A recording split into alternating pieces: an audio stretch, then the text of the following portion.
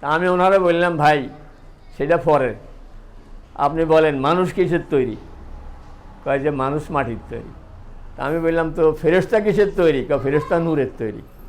সেই লোক উত্তর দিতেছে। আমি বললাম, জিন কিসের তৈরি? জিন আগুনের তৈরি। তা আমি বললাম, এইবার আপনি বলেন আল্লাহ রসুল কি জিন? না। উনি কি ফেরেশতা? কয় না। উনি কি মানুষ? কয় মানুষ। তা আমি মানুষ হলে এবার বলেন কিসের তৈরি? নূরের তৈরি। স্বীকার করছে যে মানুষ। এরপরে বললাম কিসের তৈরি? নূরের তৈরি। তা আমি বললাম যে এতক্ষণ বললেন যে নূরের তৈরি হলো ফেরেশতা, তা আল্লাহ রাসূলকে মানুষ বললেন, এবার আবার বলতেছেন নূরের তৈরি। এটা আপনি বুঝতেন না।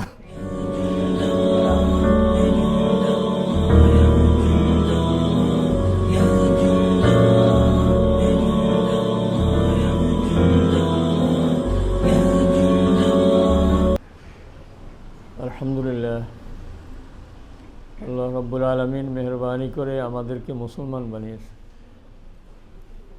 কোরআন দিয়েছেন আমাদেরকে। কোরআনে ফাকের মধ্যে মৌলিক কথা হলো তিনটা: তাওহীদ, রিসালাত, আখিরাত। কোরআনে ফাকের মূল কথা, মৌলিক কথা তিনটা: তাওহীদ, রিসালাত, আখিরাত।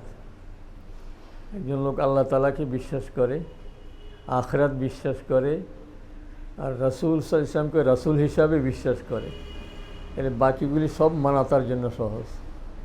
আর সে যখন বুঝে যে আমি আল্লাহ তাআলার গোলাম, আমাকে আল্লাহর গোলামি করা লাগবে, আবার এইটার জন্য আল্লাহ তাআলার কাছে আমার জবাবদিহিতা আছে, আমি কতটুকু করলাম কতটুকু করিনি এটার জন্য জবাবদিহিতা আছে। এবং এই আহকাম পালনের জন্য আমাকে আল্লাহ তাআলা শিখিয়ে দিয়েছেন যে কীভাবে আমি আল্লাহ তাআলার মর্জি মতো চলব, কীভাবে তার গোলামি করব। কারণ ইবাদতের জন্য আমাদেরকে সৃষ্টি করেছেন আল্লাহ তাআলা, কিন্তু ইবাদত কীভাবে করব আমরা? আল্লাহ তাআলার মর্জি মতো হইলে তো সেটার নাম ইবাদত। তো আল্লাহ তাআলা কী চান আমাদের কাছে এটা আমি কীভাবে জানি? আপনার দিলে কী আছে এই খবর আমি জানি না, আমার দিলের খবর তো আপনি জানেন না, তো আল্লাহর খবর আপনি কীভাবে জানবেন আল্লাহ কী চায়? এখন এই জন্য আল্লাহ তাআলা মেহরবানি করে আম্বিয়া কেরাম আলাইহিমুসসালামকে পাঠাইয়া জানাই দিয়েছেন যে আমি এইভাবেই চাই। নিজের মন মতো করলে হবে না, আমি এইভাবে ইবাদত করলে আমি রাজি। এই জন্য কোরআনে ফাকের মূল কথা তিনটা: তাওহীদ, রিসালাত, আখিরাত। সূরা ইখলাস এটাকে বলা হয় কোরআনের 1/3, 1/3, 3 ভাগের 1 ভাগ। এই যে কুল হুয়াল্লাহু আহাদ, এটা 3 বার পড়লে 1 খতম কোরআন শরীফের সওয়াব। কারণ এটা 3 ভাগের 1 ভাগ, তো 3-এর 1 যোগ 3-এর 1 যোগ 3-এর 1 সমান সমান গোটা 1। এটাকে 3-এর 1 কেন বলা হয়? কারণ কোরআনে ফাকের মূল কথা তো তিনটা: তাওহীদ, রিসালাত, আখিরাত। আর সূরা ইখলাসের মধ্যে শুধু তাওহীদের কথা, শুধু আল্লাহ তাআলার কথা। আল্লাহু আহাদ, আল্লাহুস সামাদ, লাম ইয়ালিদ ওয়া লাম ইউলাদ ওয়া লাম ইয়াকুল লাহু কুফুয়ান আহাদ। শুধু আল্লাহ তাআলার তাওহীদের কথা। এই জন্য এটাকে বলা হয় কোরআনে ফাকের 1/3, সুলুসে কোরআন। আর সূরা ইয়াসিনকে বলা হয় কলবুল কোরআন, কোরআনের কলব, কোরআনের সারাংশ। তো সূরা ইয়াসিনকে কলবে কোরআন কেন বলা হয়? কারণ সূরা ইয়াসিনের মধ্যে 3 কথা আছে। সূরা ইয়াসিনের মধ্যে মোট 5 রুকু। সূরা ইয়াসিন এটার মধ্যে হইল 5 রুকু। অকুল্লা শাইইন আহসাইনাহু ফি ইমামিম মুবিন, প্রথম রুকু শেষ। ফাইদাহুম জামিউল লাদাইনা মুহদারুন, দ্বিতীয় রুকু শেষ। এরপরে ওয়ালা ইয়াস্তাতিউনা তাওসিয়াতাম ওয়ালা ইলা আহলিহিম ইয়ারজিউন, তৃতীয় রুকু শেষ। এরপরে আবার শেষ, চতুর্থ রুকু শেষ কোনখানে?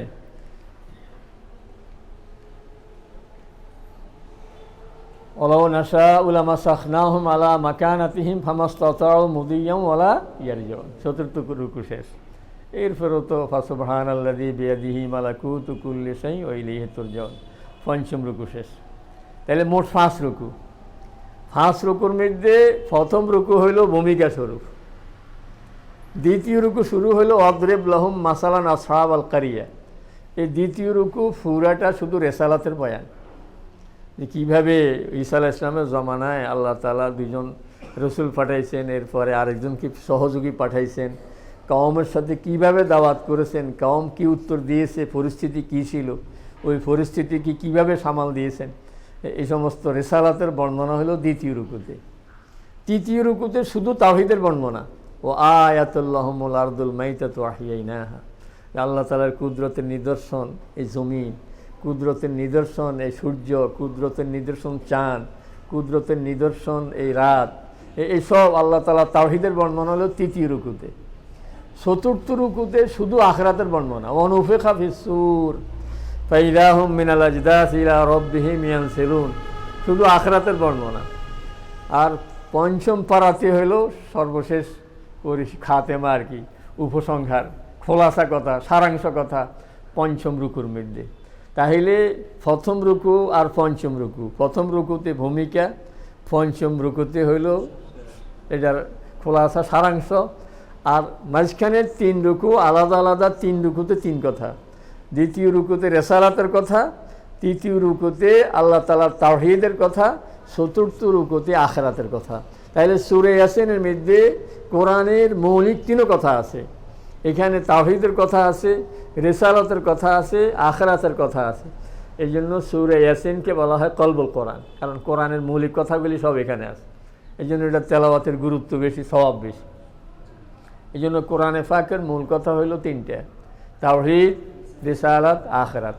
আমরা তাওহীদের উপরে কিছু আলোচনা করছি, গত জুমাতে আখিরাতের সম্পর্কে কিছু আলোচনা হয়ে গেছে। আজকে জন্য ভাবছি যে এমনি তো রবিউল আউয়াল মাস এসে গেছে, রিসালাতের কথা গত জুম্মা বললে ভালো হইতো, কিন্তু রবিউল আউয়ালের অপেক্ষা করছি যে রবিউল আউয়ালও আসক, রিসালাতের কিছু কথাও আলোচনা হোক। আজকে রবিউল আউয়ালের বাংলাদেশের ক্যালেন্ডার অনুযায়ী হলো 5 তারিখ, সৌদি আরবের ক্যালেন্ডার অনুযায়ী 6 তারিখ, যেহেতু চাঁদে একদিন ব্যবধান আছে। তো এই জন্য রিসালাত হইল আল্লাহ তাআলা নিজেই বলেন যে আল্লাহু ইয়াসতাফি মিনাল মালাইকাতি রুসুলা, যে নবী রসুল এটাকেও নিজের যোগ্যতা দেওয়া হয় না।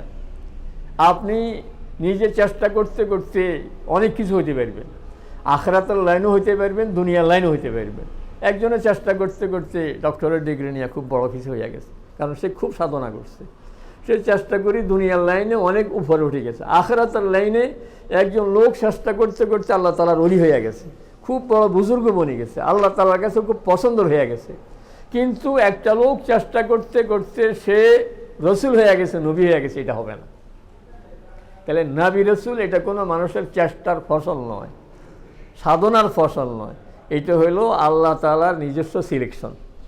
আল্লাহ তাআলা নিজেই বাছাই করে রাখছেন, দুনিয়া সৃষ্টির বহুত আগে আল্লাহ তাআলা বাছাই করে রাখছেন কাকে নবী রসুল বানাবে। এই জন্য ওনাদেরকে জন্মের আগ থেকেই ওনাদের বংশটা সেইভাবে সংরক্ষণ করেছেন, কার পরিবার, কোন পরিবারের মধ্যে কোনখানে আসবে, রাসূল ইসলাম কার ঘরে জন্ম নেবে, কোন মায়ের ঘরে জন্ম নেবে, কোন বাপের ঘরে জন্ম নেবে, কোন মহিলার ঘরে দুধ পান করবে। কারণ যেই সেই মহিলা আল্লাহ রাসূলকে দুধ পান করাবে এটা তো হইতে পারে না। কে লালন পালন করবে, তাকে কোলে নিবে কে? রাসূল ইসলামকে যে মেয়ে কোলে নিয়েছেন সাইমা, ওনার দুধ বোন, সে কোলে নিয়ে নিয়ে যে কবিতাগুলি পড়তো, এই কবিতাগুলি পর্যন্ত সংরক্ষিত আছে। সে কী কবিতা পড়তো? ছোট্ট বাচ্চাকে পায়ে নিয়ে দোল দেয়, অথবা দোলনার মধ্যে দোল দেয়, দোল দিতে দিতে তো দে দোল রাঙ্গালো ঝিলমিল কিছু বলে না এরকম। তো সাইমা রাসূল ইসলামকে কোলে নিয়ে কী বলতেন?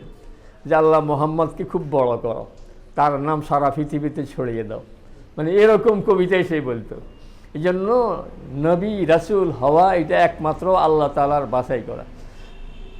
আরবের লোকেরা বলতো লাউলা উনজিলা হাযাল কুরআন আলা রাজুলিন মিনাল কারিয়াতাইন আযীম, যে কোরআন নাজিল হইলে আমাদের দেশে শিক্ষিত হইল অমুক লোক, রাজনীতিবিদ অমুক লোক, কূটনীতিবিদ অমুক লোক, দুজন লোকের কথা বলতো যে হয়তো আমর ইবনুল আস না উরওয়া ইবনে মাসউদ সাকাফি, এই দুজন লোক খুব উচ্চশিক্ষিত এবং এরা রাজনীতি খুব বুঝে, এরা সমাজের নেতৃত্ব দেওয়ার মতো যোগ্যতা আছে, কোরআন নাজিল হইলে এদের উপর হওয়া উচিত ছিল। আল্লাহ তাআলা বলেন আহুম ইয়াকসিমুনা রাহমাতা রাব্বিক, আরে আজকে দুপুরে খাবে কি? এইটাও তো আমি বরাদ্দ করলে সেটা খায়, নিজের ইচ্ছা মতো তো সে খাইতেও পারে না। তার খানাটা আমার বাজেট, সাধারণ তার নিজের খাবারটা আমার বাজেটের বাইরে যাইতে পারে না। সে নবুয়তের ব্যাপারে চিন্তা করে, সে ভাগ করে, যে আল্লাহ নবী কারে বানাবে, সে ভাগ করে। তার নিজের খানা ভাগ করতে পারেনি, সে বলতে পারেনি আজকে দুপুরে কী খাবো, আল্লাহর বাজেটের বাইরে খাইতে পারবে না।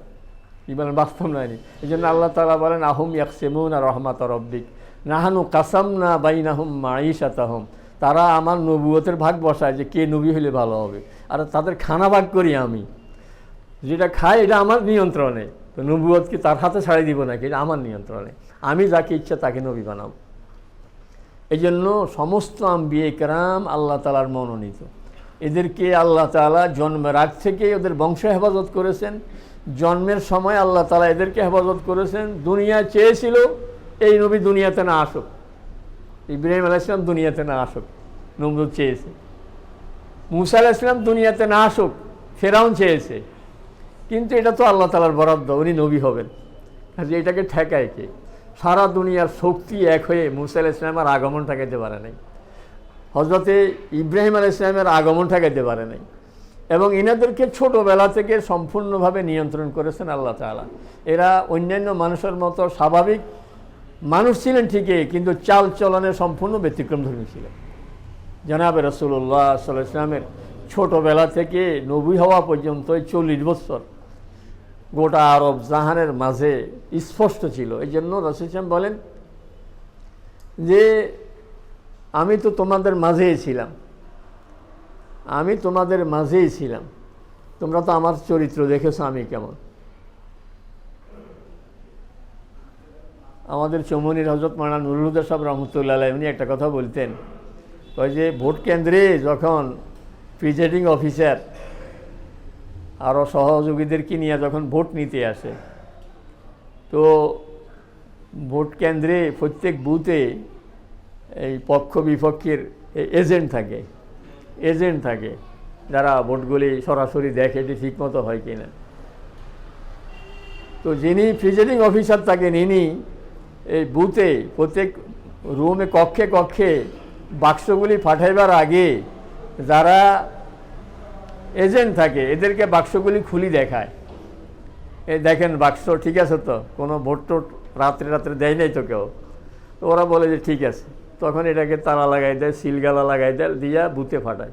কারণ সন্ধ্যার সময় গইলে যেন এই কথা না বলতে পারে যে স্যার এত ভোট কেমনে হইলো, আমরা তো এজেন্ট সেখানে হাজির ছিলাম, আমরা যে দাগ দিছি আমাদের দাগে তো ভোট হওয়ার কথা 250, বাক্সের ভিতরে দেখি 500, এত ভোট কই থেকে আসছে, এই কথা যেন বলতে না পারে। এই জন্য বাক্সটা দেখাইয়া দেয় যে দেখো বাক্সের মধ্যে কোনো ভেজাল নেই। তো আল্লাহ তাআলা আল্লাহ রাসূল সাল্লাল্লাহু আলাইহি ওয়াসাল্লামকে 40 বছর পর্যন্ত বাক্স এটা দুনিয়াবাসীকে দেখাইছে, দেখো আমার নবীর চরিত্রের মধ্যে কোনো কলঙ্ক আছে কিনা, দেখো কোনো রকমের খুঁত আছে কিনা দেখো। 40 বছর যখন পার হয়ে গেছে আল্লাহ তাআলা ওনাকে নবুয়ত দান করলেন। তো রাসূল সাল্লাল্লাহু আলাইহি ওয়াসাল্লাম সাফা পাহাড়ের উপর উঠে যখন দাঁড়িয়ে বললেন যে আমি একটা কথা বললে তোমরা বিশ্বাস করবে, তো বলতেছে মা জাররাবনা কাযিবান কাত্তু, এই 40 বছরে কোনো দিন আপনার কাছ থেকে কোনো মিথ্যা আমরা দেখিনি, এই জন্য আপনি বললে অবশ্যই বিশ্বাস করবেন। এই জন্য আল্লাহ তাআলা বলেন যে কাদ না'লামু ইন্নাহু লা ইয়াহযুনুকাল্লাযী ইয়াকুলুন, কাফেরদের বিভিন্ন কথা আপনার মনে কষ্ট যায় আমি বুঝি, কিন্তু ইন্নাহুম লা ইউকাযযিবুনাক, আপনি মিথ্যা বলেন এই কথা তারা কোনোদিন বলে না। কোনো কাফের এ কথা বলে না যিনি মিথ্যা বলতেছে, আবু জাহালও বলে না যিনি মিথ্যা বলে, কেউ বলতে পারে নাই, কারণ এই 40 বছর পর্যন্ত উনি মিথ্যা বলেন। এই জন্য নবী রাসূল এটা আল্লাহর একমাত্র বাছাই করা জিনিস। আল্লাহ তাআলা যাকে বাছাই করছেন তিনিই নবী রাসূল হয়েছেন। এখন এই রাসূল সাল্লাল্লাহু আলাইহি ওয়াসাল্লাম সহ আম্বিয়া কেরাম আলাইহিমুস সালামের সংখ্যা কত, আল্লাহ তাআলা কোরআনে নিজেই বলেন যে মিনহুম মান কাসাসনা আলাইক ওয়া মিনহুম মান লাম নাকসুস আলাইক, নবী রাসূলদের কারো কারো কথা আপনার কাছে আমি বলেছি আর কারো কারো কথা আপনার কাছে আমি বলিনি। তাইলে সমস্ত নবীর বর্ণনা রাসূল সাল্লাল্লাহু আলাইহি ওয়াসাল্লাম নিজেও জানতেন না যে নবী আর কে কে আছে, নাম রাসূল সাল্লাল্লাহু আলাইহি ওয়াসাল্লাম কেউ আল্লাহ তাআলা বলেননি। এই জন্য নবী রাসূলদের সংখ্যা আল্লাহ তাআলাই জানেন। কিন্তু কোরআনে ফাঁকে বর্ণনা আছে মাত্র 25 জনের, কোরআনে ফাঁকে বর্ণনা আছে মাত্র কয়জনের? 25 জন নবীর বর্ণনা আছে কোরআন শরীফে, আর বাকি নবীদের বর্ণনা কোরআন শরীফে আসে নাই। এবং নবী রাসূলদের সংখ্যা কত, মুসনাদে আহমদ একটা হাদিসের কিতাব আছে, ওখানে 12,000 হাদিস, এই যে হাম্বালি মযহাবের ইমাম আহমদ ইবনে হাম্বল রাহিমাহুল্লাহ, উনি 7 লক্ষ হাদিস মুখস্থ জানতেন। কত হাদিস? 7 লক্ষ হাদিস মুখস্থ জানতেন। ওনার কি আর কোনো কাজ আছিল না? সারাদিন বসে বসে হাদিস পড়তেন। দৈনিক 300 রাকাত নফল নামাজ পড়তেন। সেদিন একজনে হিসাব দিছে, যদি 1 মিনিট করি লাগে, 1 রাকাতে 1 মিনিট, তো ওনাদের নামাজ তো এরকম ছিল না। 1 রাকাতে 1 মিনিট করে দৈল্য তো 5 ঘন্টা লাগে, কারণ 60 মিনিটে ঘন্টা। তাহলে 300 রাকাত মানে 5 পূরণ 60 সমান 300, কেমন? তাহলে 5 ঘন্টা লাগে। তাহলে নফল নামাজে গেছে 5 ঘন্টা, ফরজ নামাজ আছে না, নামাজে আসা যাওয়া আছে না, খাওয়া দাওয়া আছে না। তাহলে এরপরও 7 লক্ষ হাদিস মুখস্থ জানতেন। এইখান থেকে বাছাই করে উনি একটা হাদিসের কিতাব লিখছে, মুসনাদে আহমদ। এটা হাদিসের কিতাবের মধ্যে এটার একটা আলাদা বৈশিষ্ট্য আছে। উনি এক এক সাহাবীর হাদিস এক জায়গায় আনছেন। যেমন আপনার যদি ইচ্ছা হয় যে আবু বকর রাদিয়াল্লাহু তাআলা আনহু থেকে বর্ণিত হাদিস কত, মুসনাদে আহমদ কিতাবটা সাথে নিলে আপনি এক জায়গাতে হযরত আবু বকরের সব হাদিস, এখানে হযরত আবু বকর থেকে বর্ণিত সব হাদিস। আপনি যদি জানতে চান যে ওমর রাদিয়াল্লাহু তাআলা আনহু থেকে কত হাদিস, তো উনি হযরত ওমর থেকে বর্ণিত হাদিসগুলি এক জায়গাতে নিয়ে আসছেন। তো মুসনাদে আহমদের মধ্যে একটা হাদিস আছে, রাসূল সাল্লাল্লাহু আলাইহি ওয়াসাল্লামকে সাহাবায়ে কেরাম জিজ্ঞাসা করছেন, ইয়া রাসূলুল্লাহ, নবী রাসূলদের সংখ্যা কত, মোট সংখ্যা কত? তো রাসূল সাল্লাল্লাহু আলাইহি ওয়াসাল্লাম বলছেন 1,24,000। কিন্তু এই কথাটা 1 লক্ষ নাকি 2 লক্ষ, সংখ্যার মধ্যে একটু রেওয়ায়েত ব্যস্কম হয়ে গেছে। মানে কথাটা তো রাসূল সাল্লাল্লাহু থেকে আমাদের কাছে পৌঁছতে শব্দের মধ্যে ব্যস্কম হয়ে গেছে 1 লাখ না 2 লাখ। তাহলে ব্যস্কম কত এখন? 1 লাখের ব্যস্কম না? এই জন্য উত্তম হইল আপনি সংখ্যা না বলা। কারণ আমি যদি বলি 2,24,000, বাস্তবে হইল 1,24,000, তা আমি 1 লাখ বাড়তি পাইলাম কই আমি? আর যদি আমি বলি 1,24,000 আর বাস্তবে হইল 2,24,000, তাইলে 1 লাখকে আমি মাইনাস করে দিলাম না? তাইলে 1 লক্ষ নবীকে আমি বাদ দিয়ে দিলাম। এই জন্য এইভাবে বলা উত্তম যে আল্লাহ তাআলা লক্ষাধিক আম্বিয়া কেরাম আলাইহিস সালাম দুনিয়াতে পাঠাইছেন, 1 লাখের অধিক। এবার 1 লাখের অধিক 1,24,000 হোক, 2,24,000 হোক, তাহলে নির্দিষ্ট সংখ্যায় নির্দিষ্ট নামে বিশ্বাস করা জরুরি নয়। মানে আল্লাহ তাআলা অনেক নবী রাসূল যুগে যুগে পাঠিয়েছেন, এই কথাটা বিশ্বাস থাকতে হবে।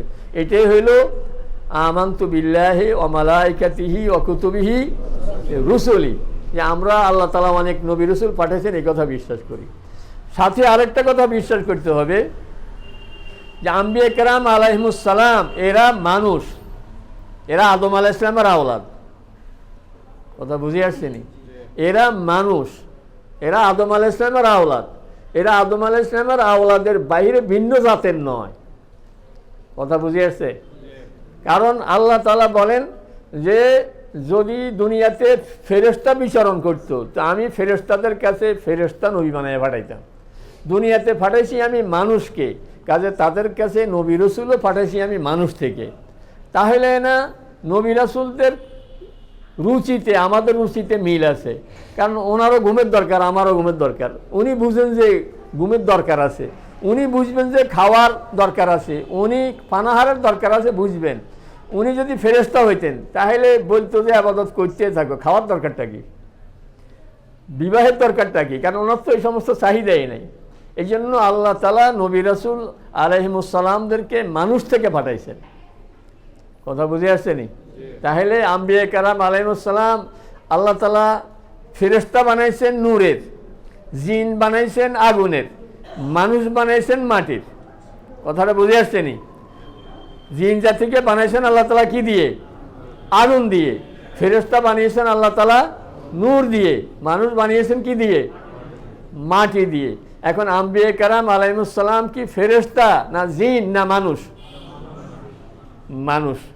এখন মাঝে মধ্যে বেজার লাগে যে আল্লাহ রাসূল কি নূরের তৈরি না মাটির তৈরি?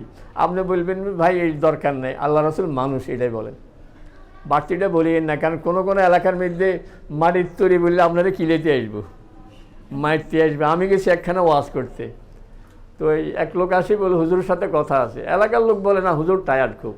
আমি ভাবলাম যে আমি তো টায়ার্ড না, আসছি গাড়িতে এখানে নামছি, এত টায়ার্ড কি? আমি বললাম না ওনাকে আসতে দেন।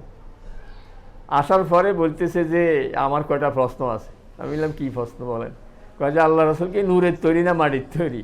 আমি বললাম ও পাবলিক তো এই জন্য আসতে দেয় না এতক্ষণে রে, এ তো ভেজাইল্লা ভস্তা করে। আল্লাহ রসুল কি নূরের তৈরি না মাটির তৈরি? এরপরে আল্লাহ রসুল কি গায়েব জানে না গায়েব জানে না, সব ভেজাইল্লা প্রশ্ন। তা আমি ওনারা বললাম ভাই সেটা পরে, আপনি বলেন মানুষ কিসের তৈরি? কয় যে মানুষ মাটির তৈরি। তা আমি বললাম তো ফেরেশতা কিসের তৈরি? কয় ফেরেশতা নূরের তৈরি। সেই লোক উত্তর দিতেছে। আমি বললাম জিন কিসের তৈরি? কয় জিন আগুনের তৈরি। তা আমি বললাম এইবার আপনি বলেন আল্লাহ রসুল কি জিন? কয় না। উনি কি ফেরেশতা? কয় না। উনি কি মানুষ? কয় মানুষ। তা আমি মানুষ হলে এবার বলেন কিসের তৈরি? কয় নূরের তৈরি। কথা স্বীকার করছে যে মানুষ। এরপরে বললাম কিসের তৈরি? কয় নূরের তৈরি। তা আমি বললাম যে এতক্ষণ বললেন যে নূরের তৈরি হলো ফেরেশতা, তা আল্লাহ রসুলকে মানুষ বললেন, এবার আবার বলতেছেন নূরের তৈরি। এটা আপনি বুঝতেন না, এটা আপনি বুঝতেন না। কিছু কিছু লোক আছে না, হুজুররা বুঝে না, এরা বেশি বুঝে। এই হলো সমস্যা। এই জন্য আমি বলি যে যে এলাকায় সমস্ত বেজাল আছে, বেজাল দরকার না। আপনি বললেন ভাই আল্লাহ রসুল মানুষ। আল্লাহ তাআলা কোরআনে ফাঁকে বলছেন যে কুল ইন্নামা আনা বাশারুম মিসলুকুম, হে রাসূল আপনি দুনিয়ার মানুষকে বলে দেন এই মানুষেরা শোনো আমি তোমাদের মতো মানুষ, আমি তোমাদের মতো মানুষ। এখন মাটির তৈরি নূরের তৈরি এ কথা ভেজাল দরকার নেই। ভেজাল লাগছে কোরআনে ফাঁকের একটা শব্দ আল্লাহ তাআলা বলছেন যে আমি কাদ জাআকুম মিনাল্লাহি নূরুন ওয়া কিতাবুম মুবিন, আমি তোমাদের কাছে কিতাব পাঠাইছি, মানে কোরআন শরীফ পাঠাইছি, নূরও পাঠাইছি। তোমাদের কাছে কোরআন পাঠাইছি, নূরও পাঠাইছি। এখন ওরা কইতো কোরআন পাঠাইছে আর নূর হইল রাসূল। রাসূল তো নূরের তৈরি, রাসূল তো নূরের তৈরি। আপনাকে একজনে বলতেছে যে আপনি নিজে খুব ভালো হয়ে চলেন, এলাকার জন্য আপনি চেরাগ হয়ে থাকেন। মারা যাওয়ার বলতেছে আমাদের এলাকার একটা চেরাগ নিভে গেল আজকে, বলে না এরকম? আজকে আমাদের এলাকার একটা চেরাগ নিভে গেল। তো চেরাগ মানে দৈনিক 2 লিটার কেরোসিন তেল ওনার দেওয়া লাগতো ফ্যাটের মধ্যে নাকি। এই নূর মানে উনি যে চেরাগ ছিলেন, মানে ওনার থেকে মানুষ দিক নির্দেশনা পাইত। আরেক অর্থ হইল আসলে আল্লাহ তাআলা বলছেন যে আমি কোরআন দিছি সাথে চেরাগ দিয়ে দিছি। আপনার কাছে রাতের বেলায় একজন একটা চিঠি নিয়ে আসছে, বলেন যে ভাই কিসের চিঠি? বলে যে এটা মন্ত্রণালয় থেকে একটা গুরুত্বপূর্ণ চিঠি, এখন কারেন্ট নেই। চিঠিটা যে মুহূর্তে আসছে এই মুহূর্তে কারেন্ট নেই। তা আপনি চিঠিটা কি বুঝবেন কিছু, না চেরাগ আলোর অপেক্ষা করবেন? কি বলেন? আলোর অপেক্ষা লাগবে নি, হয়তো কারেন্ট আসার অপেক্ষা করবেন, অথবা নিজের মোবাইল থেকে আলো জ্বালাবেন, অথবা টর্চ লাইট দিবেন, দিয়া আলোর মধ্যে দিয়া দেখবেন যে চিঠির মধ্যে কি আছে। আল্লাহ তাআলা বলেন কোরআন দিছি তোমাদেরকে, কিন্তু কোরআন নিজে নিজে বুঝবে না। কোরআনকে আমার রাসূল সাল্লাল্লাহু আলাইহি ওয়াসাল্লামের হাদিসের সামনে ধরো। কোরআনে আছে আকিমুস সালাহ, সালাত কায়েম করো। সারা দুনিয়ার মানুষ শত চেষ্টা করিও এই আয়াত আমল করতে পারত না যদি রাসূল সাল্লাল্লাহু আলাইহি ওয়াসাল্লামের জিন্দেগি সামনে না থাকতো। এরপর আল্লাহ রাসূল সাল্লাল্লাহু আলাইহি ওয়াসাল্লাম নামাজ আদায় করেই বলছেন যে এইভাবে এইভাবে সালাত কায়েম করো। জাকাতের কথা কোরআনে আছে, দুনিয়ার মানুষ বুঝতো না জাকাত কিভাবে দেয়। আর কোরআনে হাদিসের মধ্যে আল্লাহ রাসূল ব্যাখ্যা দিয়ে দিয়েছেন, রূপা এই পরিমাণ, গরুর এই পরিমাণ, ছাগল এই পরিমাণ, উট এই পরিমাণ, ব্যাখ্যা দিয়েছেন রাসূল। কোরআনে পাকে হজের কথা আছে, রাসূল সাল্লাল্লাহু আলাইহি ওয়াসাল্লাম সরাসরি সাহাবায়ে কেরামকে নিয়ে হজ করি বলছে খুজু আন্নি মানাসিকাকুম, এই হজের কাজগুলো আমার থেকে শিখে নাও। লাল্লি লা আলকাকুম বাদা আমি হাজা, কারণ এই বৎসরের পরে আমার সাথে হয়তো আর দেখা হবে না তোমাদের। এই জন্য এটারে বিদায় হজ বলে, কারণ ওই বৎসরেই বিদায়ের সংকেত, বিদায়ের আগাম সংকেত রাসূল সাল্লাল্লাহু আলাইহি ওয়াসাল্লাম সাহাবায়ে কেরামকে দিয়েছিলেন। এই জন্য বলা হয় বিদায় হজ। রাসূল সাল্লাল্লাহু আলাইহি ওয়াসাল্লামের জীবনে হজ একবারেই।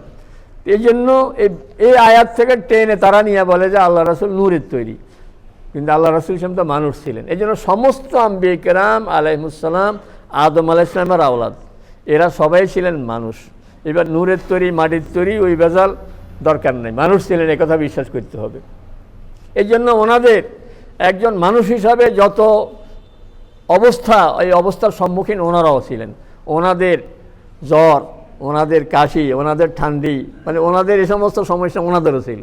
ওনাদের ঘুম ছিল, ওনাদের খাওয়া দাওয়া ছিল, ওনাদের বিবি ছিল, ওনাদের আওলাদ ছিল।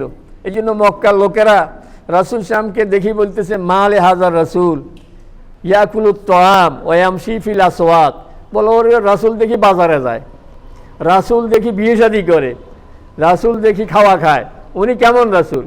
তো আল্লাহ তাআলা বললেন অতীতের রাসূলরা কেমন ছিল? সবাই তো এরকমই ছিল। সব নবী রাসূলরা বিয়ে শাদী করছেন, সবাইরে খাওয়া পানাহার এগুলি সব ঠিকই ছিল। ওনারা যেরকম মানুষ, মুহাম্মদুর রাসূলুল্লাহ সাল্লাল্লাহু আলাইহি ওয়াসাল্লাম তিনি এরকম মানুষ, উনিও মানুষ ছিলেন। এখন সমস্ত নবী রাসূলদের ব্যাপারে আমাদের ঈমান থাকবে ইজমালি। ইজমালি মানে সংক্ষিপ্ত ঈমান, যে সমস্ত নবী রাসূলদেরকে আমরা বিশ্বাস করি। এটা হলো আমাদের দ্বীন ইসলাম যে সবচেয়ে উদার। দেখেন আমরা সমস্ত নবীদেরকে সম্মানের সাথে বিশ্বাস করি।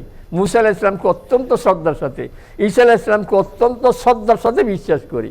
এমনকি আল্লাহ রাসূল সাল্লাল্লাহু আলাইহি ওয়াসাল্লাম এক কথা প্রসঙ্গে বলছিলেন, লা তুফাদ্দিলুনি আলা ইউনুস ইবনে মাত্তা। আপনারা ইউনুস আলাইহিস সালামের ঘটনা জানেন, উনি মাছের পেটে ছিলেন। কি বলেন? উনি মাছের পেটে ছিলেন, কারণ আযাব আসতে, আযাবের কিছু আলামত দেখে উনি এলাকার থেকে আগে সরে গেছেন। ওহি আসার অপেক্ষা করেন না, উনি দেখছেন যে আযাব তো আইসাই গেছে। এদিকে এলাকার লোক এরা আযাব দেখে কান্নাকাটি শুরু করে দিছে। দৌড়ে হযরত ইউনুস আলাইহিস সালামকে খুঁজে আর বের করতে পারে না, উনি তো চলে গেছেন। এদের কান্নাকাটি দেখে আল্লাহ তাআলা আযাব উঠিয়ে নিছেন। এখন ইউনুস আলাইহিস সালাম পড়ছেন বিপদে, এলাকার লোককে বলছেন আযাব আসতেছে, আযাব আসে নাই। এখন তো উনি এলাকার লোকদের কাছে মৃত্যুক সাব্যস্ত হয়ে যায়। উনি হঠাৎ করে এলাকা ছেড়ে চলে যেতে শুরু করছেন। নৌকার নদীর মধ্যে হঠাৎ করে ঘুরতেছে, নৌকার মাঝি বলতেছে এখানে এমন লোক আছে যে মুনিবের থেকে ফলাইয়া যাইতেছে। তা এখন সবাই বলে যে মুনিবের থেকে ফলা যায়, আমরা তো কেউ গোলাম না, আমরা তো সব স্বাধীন মানুষ। ইউনুস আলাইহিস সালাম মনে মনে চিন্তা করলেন, মনে হয় আমি, কারণ আমি না আল্লাহর হুকুম আসার আগে চলে গেছি। এখন সবাই বলে না হুজুর আপনি হবেন কী করি, আপনাকে তো চিনি, আপনি কত বুজুর্গ মানুষ, তাহলে লটারি দাও এই লোকটাকে। লটারি তো ওনার নাম আসছে। তো বললো আমাকে তাইলে নদীর মধ্যে ফেলে দাও, আমাকে ফেলে দিলে নৌকা ঠিক হয়ে যাবে। যখন ফেলে দিছে তো উনি মাছ ওনার জন্য আগে অপেক্ষা করতেছিল, মাছ ওনাকে গিলিয়ে ফেলছি। 40 দিন পর্যন্ত মাছের পেটের ভিতরে, আর ওখানে বসে বলতেছিল লা ইলাহা ইল্লা আনতা সুবহানাকা ইন্নী কুনতু মিনাজ জালিমিন। এই 40 দিনের মাথায় যখন এই দোয়াটা পড়ছেন, সঙ্গে সঙ্গে মাছ ওনাকে ওই নদীর পাড়ে কিনারে ওইভাবে বমি করে এইভাবে পেট থেকে বের করে দিয়েছেন। এখন ইউনুস আলাইহিস সালাম উনি গেছেন পানিতে, আর আমাদের রাসূল সাল্লাল্লাহু আলাইহি ওয়াসাল্লাম গেছেন 7 আসমানের উপরে। তাহলে ব্যসকমটা কত বেশি নয়নি? তো স্বাভাবিকভাবে কথা আসে যে আমাদের নবী কত উত্তম। উনি গেছেন আরশ আজিমে, আর উনি গেছেন পানির ভিতরে নিচের দিকে। এই কথা তো স্বাভাবিকভাবে মনে আসে যে ওনার থেকে আমাদের নবী অনেক উত্তম। কিন্তু আল্লাহ রাসূল সাল্লাল্লাহু আলাইহি ওয়াসাল্লাম বলেন এই কথাটা কখনো বলিও না যে আমি ইউনুস আলাইহিস সালাম থেকে উত্তম, এটা বলিও না। কারণ ব্যক্তি নির্দিষ্ট করে যদি বলেন যে আমাদের হুজুর অমুকের থেকে ভালো, তাইলে অমুক ছোট হয়ে যায় না? আপনি যদি বলেন এখানে একজন ওয়াজ আসছে মাশাআল্লাহ, যে ওয়াজ করছে আমাদের হুজুরও ভাইতো না এরকম, তাহলে এই কথাটা বললে হুজুর হেওয়া হয়ে যায় না? আর যদি আপনি গড়ে বলেন যে লক্ষ্মীপুরে যত হুজুর আছে সবচেয়ে উনি ভালো, তাইলে কোনো হুজুর ছোট হয় না। কিন্তু নির্দিষ্ট একজনের নাম যদি বলেন অমুকের থেকে ভালো, তাহলে অমুক একটা ছোট হয়ে যায় না? নি এই জন্য আল্লাহ রাসূল সাল্লাল্লাহু আলাইহি ওয়াসাল্লাম কিরকম আদব শিখেছেন আমাদেরকে, যে ইউনুস আলাইহিস সালামের থেকে আমি ভালো, এই কথা বললে ইউনুস আলাইহিস সালাম ছোট হয়। তোমরা আমাকে ইউনুস থেকে উত্তম, ইউনুস আলাইহিস সালাম থেকে উত্তম এই কথা বলো না। এই জন্য আমাদের দ্বীন ইসলাম এত উদার, সমস্ত আম্বিয়া কেরাম আলাইহিস সালামের প্রতি ঈমান তো আনি শ্রদ্ধার সাথে ওনাদেরকে আমরা স্মরণ করি। কিন্তু অন্যান্য মাযহাব মানে অন্যান্য ধর্ম যেগুলি, তারা কিন্তু যেমন খ্রিস্টানরা মুসা আলাইহিস সালামের বিরুদ্ধে বলে, আমাদের নবী মুহাম্মদ রাসূলুল্লাহ সাল্লাল্লাহু আলাইহি ওয়াসাল্লামের বিরুদ্ধে বলে। আবার খ্রিস্টান ইহুদিরা ঈসা আলাইহিস সালামের বিরুদ্ধে বলে, ঈসা আলাইহিস সালাম সম্পর্কে একবারে মারাত্মক বেয়াদবানা কথা বলে। আমাদের রাসূল সাল্লাল্লাহু আলাইহি ওয়াসাল্লাম সম্পর্কেও বেয়াদবানা কথা বলে। কিন্তু আমরা সমস্ত নবী রাসূলদেরকে বিশ্বাস করি। এই জন্য সমস্ত নবী রাসূলদের প্রতি আমাদের ঈমান থাকবে, শ্রদ্ধার সাথে সবাইকে আমরা বিশ্বাস করব নবী রাসূল হিসাবে, ওটা হলো ইজমালি। কিন্তু আমাদের রাসূল সাল্লাল্লাহু আলাইহি ওয়াসাল্লামের ব্যাপারে ঈমান থাকবে আমাদের তাফসিলি। তফসিল বোঝেন না? কেন নির্বাচনী তফসিল ঘোষণা করছে, তফসিল বুঝি তো আমরা, বিস্তারিত। মানে এখানে আমি আমার রাসূল সাল্লাল্লাহু আলাইহি ওয়াসাল্লামকে মানি, কিন্তু ওনার জীবনের কিছুই জানি না, ওনার নমাজের সুরত জানি না, ওনার রোজার জানি না, ওনার ইবাদত জানি না, ওনার আখলাক জানি না, ওনার চাল চলন কিছুই জানি না। ওনার খাইতেন কীভাবে, শুইতেন কীভাবে, যে সালিশ করে সালিশ করতেন কীভাবে, যে ব্যবসা করে ব্যবসা করতেন কীভাবে, আমার রাসূল সাল্লাল্লাহু আলাইহি ওয়াসাল্লামের জীবনের কোনো কথাই আমি জানি না। তাইলে আমার রাসূলের প্রতি ঈমানের গুরুত্ব নেই, এর দাম নাই। রাসূল সাল্লাল্লাহু আলাইহি ওয়াসাল্লামের প্রতি ঈমান মানে হইল ওনার ব্যাপারে ঈমান থাকতে হবে তফসিল সহ, যে উনি যেই কাজ করে এই কাজের ঈমান থাকতে হবে। যেমন নমাজ তো আমরা সবাই পড়ি, আমরা যখন নমাজ পড়ব মনে মনে চিন্তা করবে আমার রাসূল সাল্লাল্লাহু আলাইহি ওয়াসাল্লাম এইভাবে নমাজ পড়তেন। হুজুরদেরকে জিজ্ঞেস করে নিব যে হুজুর আপনারা হাদিসের কিতাবে রাসূল সাল্লাল্লাহু আলাইহি ওয়াসাল্লামের নমাজ কি এইভাবে পাইছেননি? যদি বলে হ্যাঁ হাদিসের মধ্যে এরকম আছে, তাহলে আমি ফলো করতেছি কাকে? আসলে রাসূলুল্লাহ সাল্লাল্লাহু আলাইহি ওয়াসাল্লামকে। আর রাসূলুল্লাহ সাল্লাল্লাহু আলাইহি ওয়াসাল্লামকে শিখেছেন কে? জিবরাইল আলাইহিস সালাম। জিবরাইল আলাইহিস সালাম 2 দিন এসে আল্লাহ রাসূলের সাথে 2 দিন নামাজ পড়ছেন, মানে প্রথম দিন পড়ছেন 5 ওয়াক্ত আউয়াল ওয়াক্তে, পরের দ্বিতীয় দিন 5 ওয়াক্ত পড়ছেন শেষ ওয়াক্তে। তাইলে 10 ওয়াক্ত নামাজ 2 দিনে জিবরাইল আলাইহিস সালাম পড়ছেন। তাহলে আল্লাহ রাসূলকে সরাসরি ওই যে হাতে কলমে শিক্ষা দেওয়ার মতো প্র্যাকটিক্যাল শিক্ষা দিয়েছেন। আর জিবরাইল আলাইহিস সালামকে শিক্ষা দিয়েছেন কে? আল্লাহ তাআলা। এই জন্য আমার নামাজ আল্লাহর মর্জি মতো হবে যদি রাসূল সাল্লাল্লাহু আলাইহি ওয়াসাল্লামের নামাজের মতো নামাজ হয়। কথা বুঝে আসছেনি? এই জন্য ঈমান থাকতে হবে তাফসীলি। আল্লাহ তাআলা আমাদের সকলকে এই ঈমান বিল রেসালাতের এই ঈমান আমাদেরকে আল্লাহ তাআলা সহিভাবে বুঝার এবং বিশ্বাস করার তৌফিক দান করুক। 3টা কথা যদি ঈমান সহি হয়, তাওহীদে ঈমান, আখিরাতে ঈমান, রেসালাতে ঈমান, তাহলে বাকি আহকামগুলি মানা তার জন্য সহজ হয়ে যাবে। আল্লাহ তাআলা সকলকে তৌফিক দান করুক।